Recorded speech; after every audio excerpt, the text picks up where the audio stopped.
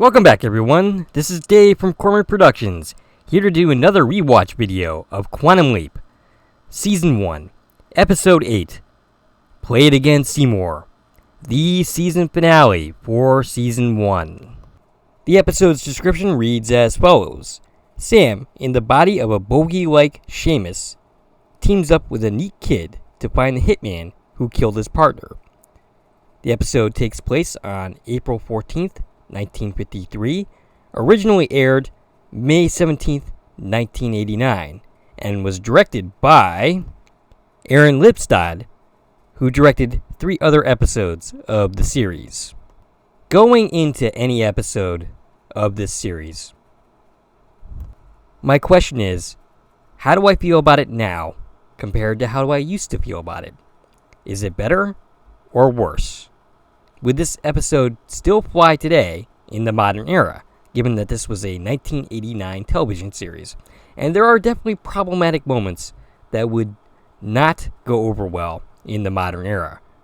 I mentioned in the last episode that I did on this series, when I was talking about this episode, that it's one that I often skip upon rewatch of this series. Not because it was bad, but just because I didn't particularly care for it. It wasn't my cup of tea. So back to the initial question.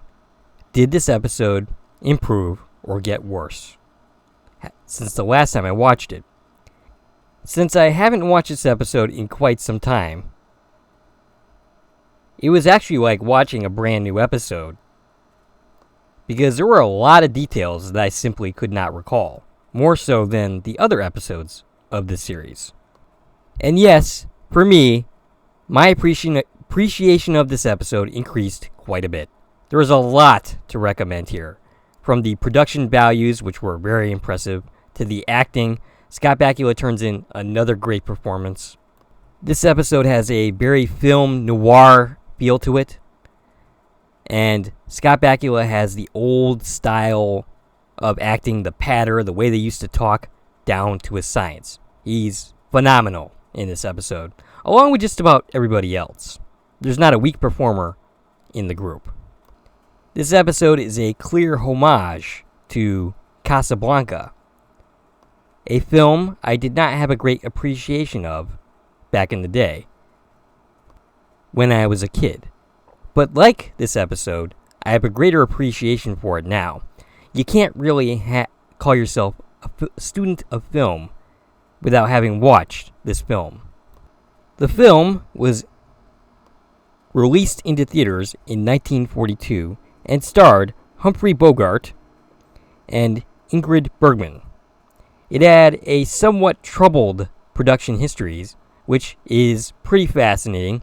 I would recommend, if you have any interest on the subject, that you look it up, because it is a very interesting story.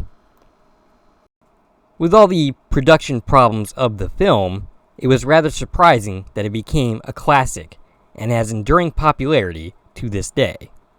The title of the episode, Play It Again, Seymour, is a direct play on one of the most famous lines in cinema history, Play It Again, Sam. And the fact that they changed it is pretty funny, given the fact that the main character of the series is named Sam Beckett. But there's just one problem. That line is never once uttered in Casablanca. Not once. There are lines similar to it. For instance, the actual line is, "Play it once, Sam." And then Humphrey Bogart's character at one point says, "Play it, Sam." But nowhere, anywhere in that film, is the line, "Play it again, Sam," ever uttered, making it not only the most popular cinema quote, but the most misquoted one in cinema history. For those who are not familiar with film noir, which is a style that this episode apes, I'll give you the definition. It's a style or genre of film marked by a mood of pessimism, fatalism, and menace. The term was originally applied by a group of French critics to American thriller or detective films made in the period 1944 to 1954, and to the work of directors such as Orson Welles, Fritz Lang, and Billy Wilder. I almost kind of feel like this episode should have gone the extra mile and just made this episode black and white. But, if I'm not mistaken, maybe I'm imagining this, but there's a distinct color difference in this episode between this episode and other ones. It almost has a techno-color look to it, like a film that has recently been colorized, which was originally black and white. I might be imagining that, but that's what it kind of looks like to me. One more thing before getting into the episode proper. Sam Beckett was born on August 8th, 1953. This episode takes place in April of 1953. Months before Sam Beckett was actually alive. Technically speaking, this episode takes place before Sam Beckett's lifetime, which according to the rules of the show is not supposed to happen. Now, this can be explained away really easily in the fact that Sam Beckett was in existence at this point. He wasn't quite born yet, but his mother had to have been pregnant with him at this point in the timeline. So, technically speaking, Sam Beckett was alive, just not yet born. Still, it was kind of amusing for me to point that out. Before going any further, I will tell you a couple of things. One, this is not a spoiler-free video. If you haven't watched the episode, as I hadn't for quite some time, then please go and check it out and then come back and watch my video. Secondly, if you like this video and want to support the channel, please like, share, and comment on this video, as well as subscribing to my channel. Sam Beckett leaps in, and he finds himself holding a gun. We pan down and find a dead man with at least 3 gunshots in him. Well, this doesn't look too good for Sam Beckett. He utters his famous "oh boy" seconds before the police come charging through the doors to arrest him. Sam proclaims his innocence, but the police officer is not buying it. He's asking, "Is there anybody besides yourself and the dead man to corroborate your story?" Technically speaking, Sam can't even vouch for his own story because he has no idea. He wasn't there not that long ago. They take him away, and we pan over to a newspaper to reveal the date. After the credits, we join Sam Beckett at the police station. In the jail cell, there's a drunk man singing. Sam Beckett seems to be in pretty good spirits despite his situation, because he sees himself in the mirror, and he looks a lot like Humphrey Bogart. Sam has leapt into a private detective named Nick, and the unfortunate dead man was named Phil Grimsley. Sam is combing his hair with a comb that I have no idea how he got, because why are the police allowing him to have a comb? And we hear Al's voice saying, "Play it again, Sam." Once again, a spin on the quote from Casablanca that never actually happened. Al is appearing at the 3-minute and 10-second mark of the episode, which is the earliest that I can recall him showing up to this point in the series. Sam, all excited, asks, "Am I Bogey?" And Al says no. He's on Long Island with Audrey Hepburn, making the movie Sabrina. But the resemblance is uncanny. Al speculates maybe that's why he became the shamus. And apparently shamus is a word for detective in 1954 lingo.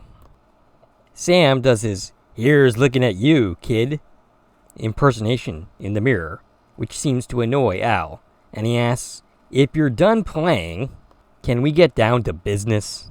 This is kind of a curious attitude for Al, but whatever. Al asks, "What am I here to do?" And Al replies, "Find the killer, probably." And Sam is all excited not to be the one to have killed his partner. Ziggy gives the odds at 4-1 against Nick being the killer. Detective Phil was into seedy divorce characters, or cases rather. So, any one of those disgruntled ex-husbands could have been the killer. And Sam asks, who? Well, Sam, if Al knew that, then you wouldn't need to be here, now would ya? Kind of a silly question.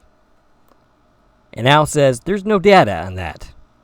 You're the shamus, why don't you figure it out? And Sam says, I'm not the shamus. And then he turns towards the mirror again to make another quote. You dirty rat. Yeah, as Al points out, that's not Humphrey Bogart. That would be James Cagney. Al says he's got to go because Tina has a friend. And Sam jumps to the conclusion that Al is cheating on Tina with her friend. But it turns out it's for some other reason that has nothing to do with cheating. And Al asks, don't you feel bad jumping to conclusions? And Sam's all, I'm in a jail cell for crimes I didn't commit, so no, I don't feel bad. In the middle of Sam's rant, he looks off into the distance and suddenly has a feeling of deja vu. He realizes that he's about to be released. He's going to find out that the bullets did not match his gun.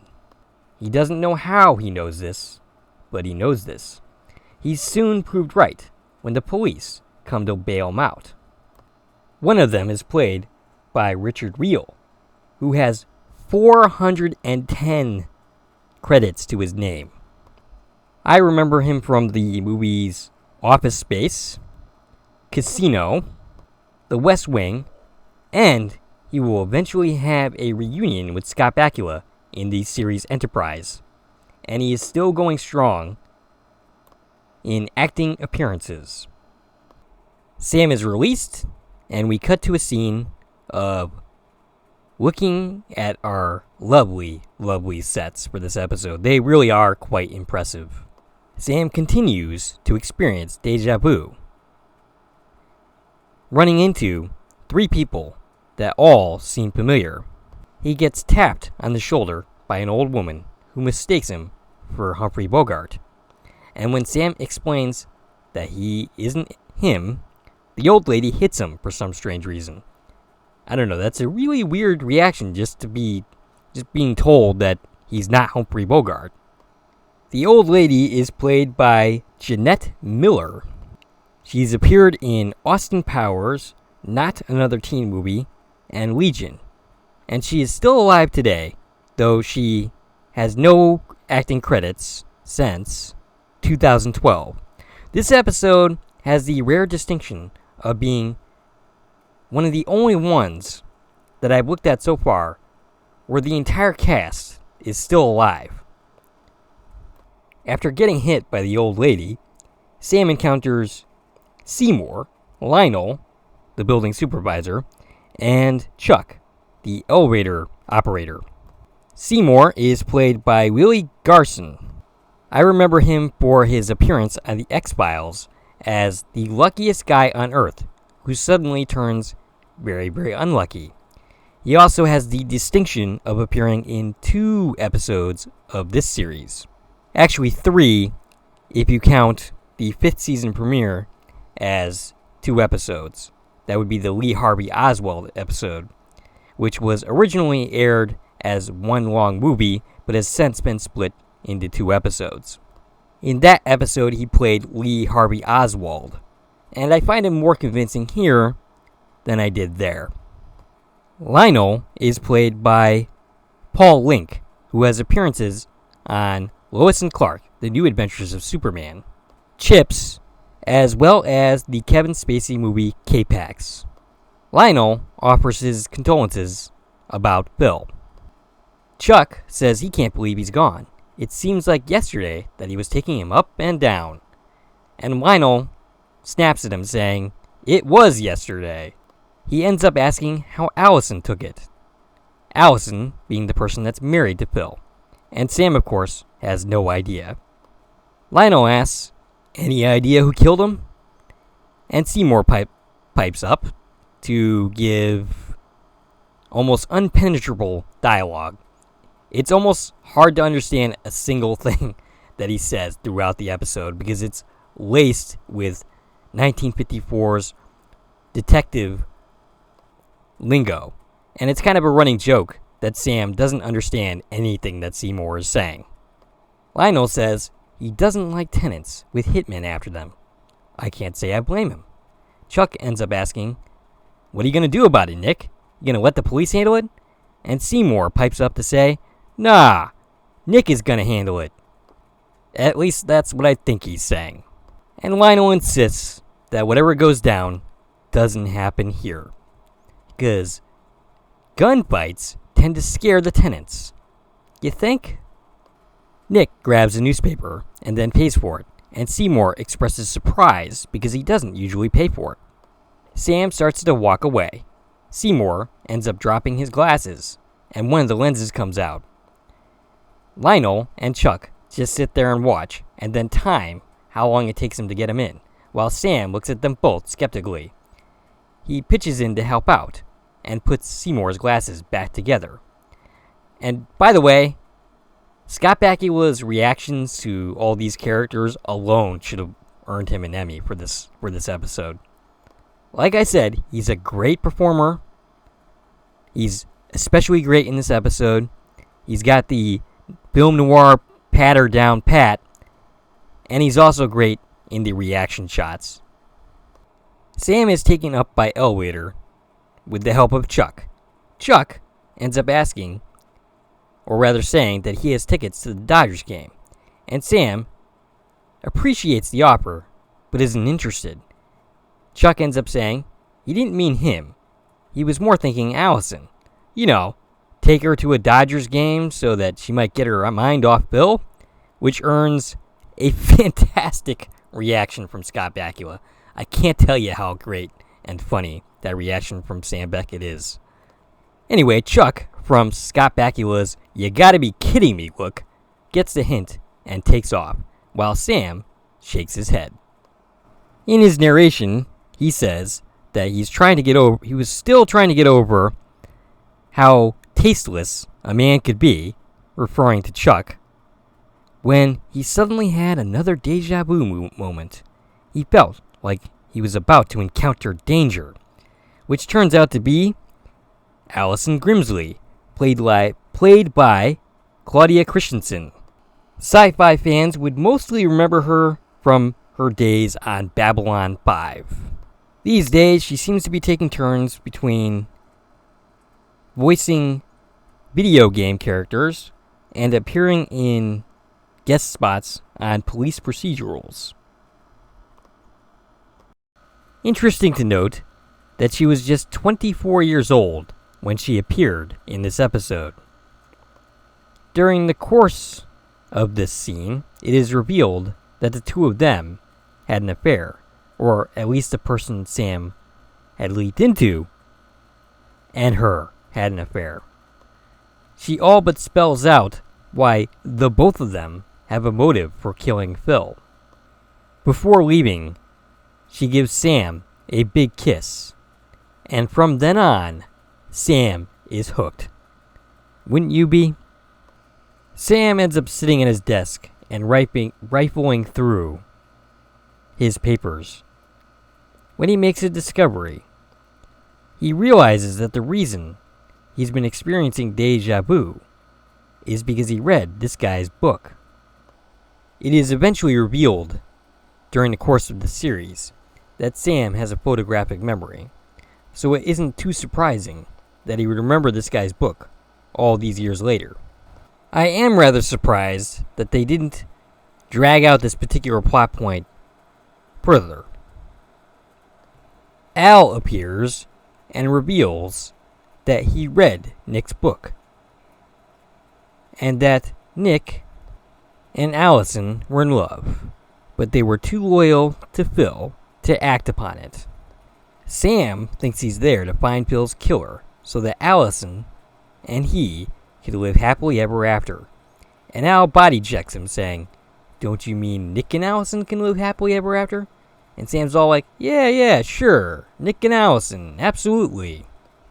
This is when Al floats the obvious idea that Allison could be the killer, which Sam vehemently disagrees with. Well, damn, Sam. All I gotta say is that had to be some kiss for Sam to be this in love this quick. Al and Sam pretty much disagree on this point for almost the rest of the episode. Sam leaves his office after spending time trying to figure out which hat actually belonged to him and which one belonged to Phil. We see through the office Seymour approach Sam that he has a lead on the Clapper. The Clapper is going to be at the Blue Island that night. Seymour and Sam continue to talk right up into the elevator. Sam doesn't notice that there's no elevator there and almost plunges to his death. Barely managing to hang on to something. Seymour, meanwhile, is of no help in this situation because he fainted. Sam somehow manages to climb back up onto the platform and not to die. We cut to a scene where it is revealed that the doors are not supposed to open if there's no elevator there. But the elevator operator reveals that the safety latch was broken.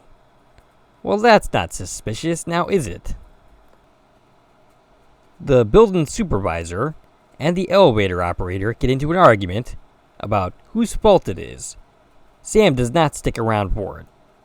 Sam isn't convinced that this was a hit by the Clapper.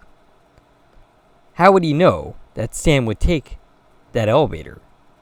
Or just walk blindly into his death like a lemming? Seymour blames himself, saying he's caused accidents since he was a little kid. So it's kind of amusing to me to note the fact that Seymour is kind of the opposite of his character in the X-Files, who was super lucky. But then again, his luck tended to cause problems for other people. I might take a look at that episode just for the fun of it. It is revealed that Seymour is actually an orphan. He mentions that he grew up in the orphanage, mostly in the library. And Sam's like, Seymour, there's nothing wrong with liking to read. And Seymour reveals that he slept there. And I just love this dialogue. This episode is great with the writing. Everything about this episode is well done. Eventually, as they continue walking, we encounter Allison. And both Sam and Seymour utter Sam's catchphrase, "Oh boy." They reveal their intentions to go to the Blue Island, which is when Allison says that that's where Bill went the night he was killed. And Sam asks, "Why didn't you tell me that?" Yeah, but the problem is, Nick actually went with him. So Sam already would have had that information. They all end up going there. And Sam doesn't even know what the Clapper looks like. I probably didn't mention that. Sam expects to be able to identify him by some nonsense that Seymour spews out. Him and Allison are dancing when Sam notices Al. And Sam, or rather, Allison seems to think that Sam has identified the Clapper. Sam says, no, I just thought I saw a former client who went through a messy divorce. And Allison's all like, well, thank God I didn't have to go through that. And then she realizes what she actually just said. And she says she did not mean it the way it sounded. Al ends up pointing out that he found the book by gesturing and whistling. And why Al doesn't just come over and talk to him is beyond me, but whatever. This causes Allison to respond once again, saying, wait a minute, you do see him. And Sam ends up marching her back to the table with Seymour. And he says, how could I spot him when I don't even know what he looks like? Yeah, good point there, Sam. What are you even doing here? I suppose you could look around for the person who looks menacing. That's a strategy, I suppose. And Seymour ends up dropping one of his nuggets, saying that he might look like a she. The word on the street is that the Clapper is a woman, which just casts a shadow, once again, on Allison. Nick offers, or rather Sam, actually, as Nick, offers to go get them some fresh drinks, which is Sam's excuse to go talk to Al. At the bar, Al acts like his usual lecherous self, using binoculars to look at Allison's boobs. Sam ends up asking, "Who killed Phil?" And Al doesn't know. And Sam responds, "You had the book. I just saw ya." But the book turns out to be a contest book, the kind that they had in the 1950s, where you try to solve who killed the person in the book. If you end up giving a tip that the police can use, you win a prize or something. The title of the book is titled "Who Killed Grimsley and Allen?" which Sam is quick to note. This means Nick Allen also died. And Al goes on to say that Seymour and Allison disappeared, and it's his theory that they disappeared together, which doesn't seem to track with anything that we've seen thus far. Al continues to try to convince Sam that Allison is the actual killer. Sam asks, "How did he die?" And it turns out it was a gunshot. Sam asks, "From the clapper?" And Al responds, "Probably." Sam asks, "Who did the readers suspect?" And the readers suspected everyone. But most of the folks voted for Allison. And at this point, they're laying it on thick that Allison could be a suspect, which makes it too easy for her to ultimately be the one. As it turns out, the night of Nick's murder is that night. Sam ends up speculating that perhaps Allison and Seymour were also killed by the clapper and their bodies hidden. But Al poo-poos that, saying that Bill's body was found in the office and Sam's body was also found in the open.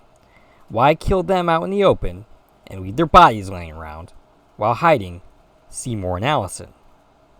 Perhaps, Al, perhaps it is to make them seem like the suspects, to divert attention from the real killer. Sam continues to argue that it wasn't Allison, and Al keeps saying that his instincts tell him that Allison is the one. And Sam fires back, "Your instincts got you married 5 times, didn't they?" And Al replies, "That your Swiss cheese memory remembers." And Al says, "You haven't been getting any lately." And Sam replies, "Don't compare me to yourself. I think with my mind, and I don't cloud the issues with a bottle." Well, that is interesting. That is an interesting little character detail to just casually drop like that. I believe we do eventually get into this with Al. We do learn that Al had alcoholic problems. Probably an alcoholic. He was definitely drinking at one point to numb the pain, and he almost got washed out of the Starlight Project as a result. These are details given to us in the Season 4 episode, Play Ball. Here that information is slyly just thrown out there. Al is kind of hurt by these comments, understandably so. And Sam reveals that maybe he just went a little too far. He looks like he regrets his words instantly. Which, why didn't Sam, if he regrets it, as he so clearly does, it's written all over his face, just try to apologize now? He makes no effort to do that whatsoever. Al makes up a phony excuse to leave and tells Sam to take care. And after he's gone, Sam in narration asks, "Why do we hurt those people who are just telling us the truth?" If I were going to do this a little bit differently, I would change it so it's not so quite clear from Bakula's performance that he regrets what he said. That he's kind of bothered by the fact that he just said it and hurt Al. Or have Al leave just a little bit sooner. Tighten this up a little bit. Sam and co. exit the Blue Island. Seymour goes to get a cab.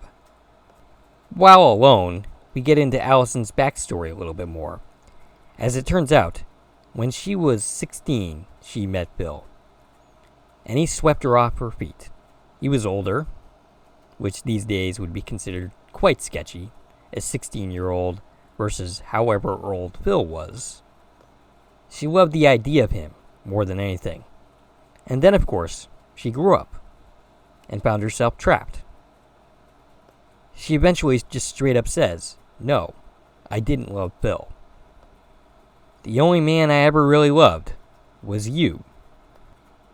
They start to kiss passionately, and just then, it rains.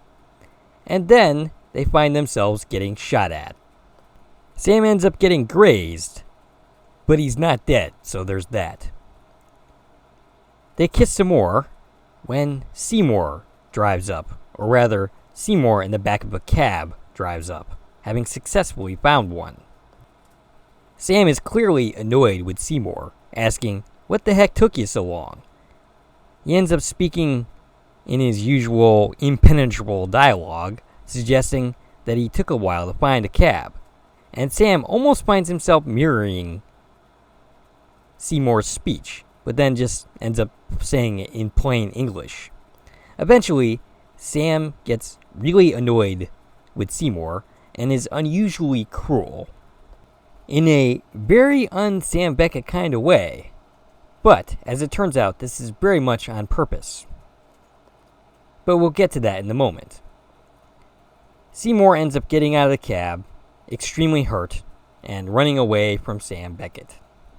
Sam goes to his office, ready to go with Allison to find the clapper. He passes by Seymour and seems intent on continuing to keep walking. But then Seymour pops out one of his lenses, and Sam can't help himself. He fixes Seymour's glasses and tells him that he's sorry, that he didn't mean what he just said, that he was going after the clapper, and he didn't want Seymour involved. He didn't want him to get hurt, because he knows how Sam ends up. Dead. I buy Sam's motivations here. I do believe he said what he said because he was trying to get Seymour to go away. But at the same time, I think he was really expressing actual irritation at Seymour's character at that time. I have no doubt that Sam likes Seymour, but occasionally he gets annoyed with him, as he was in this instance. And he used that as motivation to go after Seymour so that Seymour wouldn't tag along. But because he's Sam Beckett, he can't quite just walk by Seymour and not fix things and not explain the truth. And as a result, Seymour insists on tagging along. But Sam ends up finding a way to lose him anyway, saying, "Hey, go get a raincoat." This doesn't quite work out, because when he goes outside again, Allison and the cab that they were in is gone. Taken by the clapper.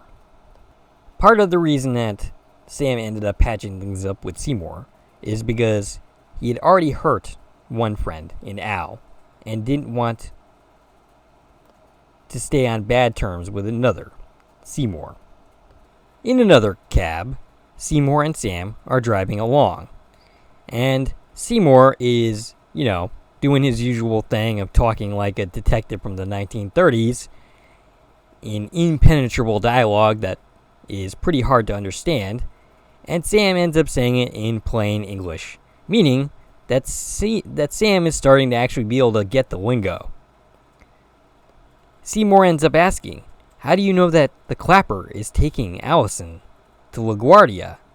And then we hear Al's voice saying, "And not vice versa." Sam is happy to see Al, and Sam ends up apologizing in the guise of a conversation with Seymour, which is actually kind of brilliant and works pretty well. I'm surprised he doesn't try to do that more often. Or maybe in this instance, he just had the perfect setup. Al eventually gets suspicious about some of the things that are being said in the car, and Al asks, "Where are we going, Sam?" "Well, Al, we are going to the last place that you want them to go, to LaGuardia, where Nick ends up dead." or in the original timeline anyway, he ends up dead. At the airport, Sam says, "You go that way, I'll go this way, and we'll meet in the middle, and hopefully we'll find what we're looking for." Before he goes, Sam tells him that Allison might have hired the clapper to kill Phil, and Al is impressed, saying thanks. Seymour, on the other hand, is shocked that he would say such a thing. Sam tries to talk to Seymour in detective lingo, and for the first time in the entire episode, it is Seymour that doesn't understand Sam.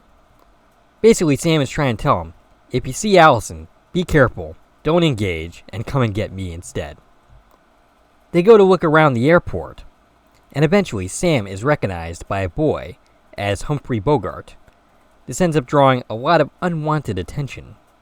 Seymour happens to stumble upon, dun dun dun, Lionel, who turns out to be the villain all along. Lionel ends up running off with Seymour, and Sam follows suit. They engage in a firefight on the airport tarmac. Sam ends up ducking behind a couple of canisters, while Phil is dead. Lionel shoots at him from a plane. Neither one of them quite know where the other is. Lionel is just shooting blindly, hoping to hit something. It is revealed that Lionel is also in love with Allison, and he killed Phil because he couldn't deal with the truth that she was not in love with him, and Nick needs to accept the same truth. Lionel wants to take off with Allison, who is not a willing participant, as it turns out. Al ends up getting involved because he's a hologram and can't be shot. He ends up finding Lionel and uses his voice to draw Sam in, advising Sam to be careful, as once again Lionel is blindly shooting. Eventually, Lionel runs out of bullets, and Al tells him to hurry up and get there as he reloads, having no clue where Sam is. Eventually, Sam surprises them both by pointing a gun from underneath, and Sam says, "Don't even think about it, you mug." And Al points out that that's not Bogart. That's Edward G. Robinson, who starred in a film a long time ago called Double Indemnity, which is pretty close to Double Identity, and I'm now wondering if that episode title was a takeoff of that movie, even though plot-wise they are not related at all. But Sam has won the day. He has saved Allison and Seymour. Allison is talking about using the tickets that Lionel bought to go somewhere. She won't specify where, though. And she wants Sam to go with her. And Sam is pretty prepared to do that. But Al says, "You can't." And Sam is all like, "Well, try and stop me." And he goes off into the tarmac following Allison. And Al replies, "I didn't say you don't want to. I'm saying you can't." And Sam asks, "Well, who's gonna stop me?" And it turns out that Seymour is going to be the one to distract him, though it's not going to prevent Nick from getting on that plane. He has a brief conversation with Seymour, which seems to inspire him. He's going to go off and be a writer. And Al says to Sam, "You were here to launch another pulp novelist's career." Well, no, Al. I'm pretty sure he was here to save Nick, and that the whole inspiring Seymour thing was just a side mission. And Sam realizes he's going to be leaving soon, and he's very disappointed that he doesn't get to spend his time with the 24-year-old Allison with the dynamite body. And Al says to him as they start walking towards the plane again, "I think this is the beginning of a beautiful friendship." And Sam leaps. And that is the episode. One that has greatly improved for me on Rewatch. And I think I pretty much joined the majority in believing that this episode is an absolute classic. a fantastic episode of the series. The critics and the other fans were pretty much already there. I was the one who wasn't quite there. Because as a younger man, I was just not ready to appreciate this one. But having skipped this episode for so many years upon rewatch, I now have a greater appreciation for it. And with that episode, end season 1. Oh, one other thing. The episode, at the end, Sam leaps, and he leaps into the body of a woman in a tub, which is totally not the next episode. It was originally intended to be the next episode, but they ended up moving things around so that the next episode ends up being Honeymoon Express, which is something we'll get into a little bit more the next time I do a Quantum Leap rewatch. Before I conclude, I figured it might be fun to rank the episodes of Season 1. For me, in the top spot is Kamikaze Kid. I was just totally in love with this episode, and remain so to this day. It slightly edges out The Color of Truth for me, because it doesn't have some of the problems that The Color of Truth has. As I just said, in the number 2 spot is The Color of Truth, which is the first social commentary episode, anchored by some great performances. In the number 3 spot is Play It Again Seymour.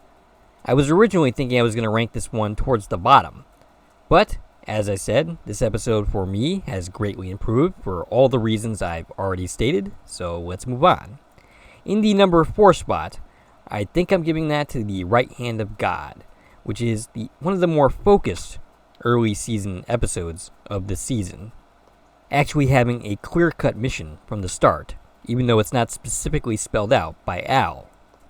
Next up is Double Identity, which has a really fun, goofy subplot and some really great performances by Terry Garber and Michael Genovese, but also was kind of meandering and suffered from some of the pacing problems of Season 1. After that, I'm going with Star-Crossed, which has its issues, but is actually kind of a fun episode. In the second to last spot would be How the Test Was Won. I was not a fan of this episode. It ultimately ended up kind of pointless, but had some good guest star performances from Carrie Leiser and Lance Legault. And lastly, we get the pilot, Genesis. It's probably the weakest entry of the series.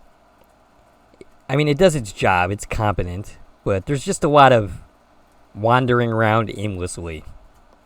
So it's just not a great episode overall. The next time we meet to talk about Quantum Leap, which I'm going to try to make next week, but we will see, will be for Honeymoon Express, the Season 2 opener of Quantum Leap.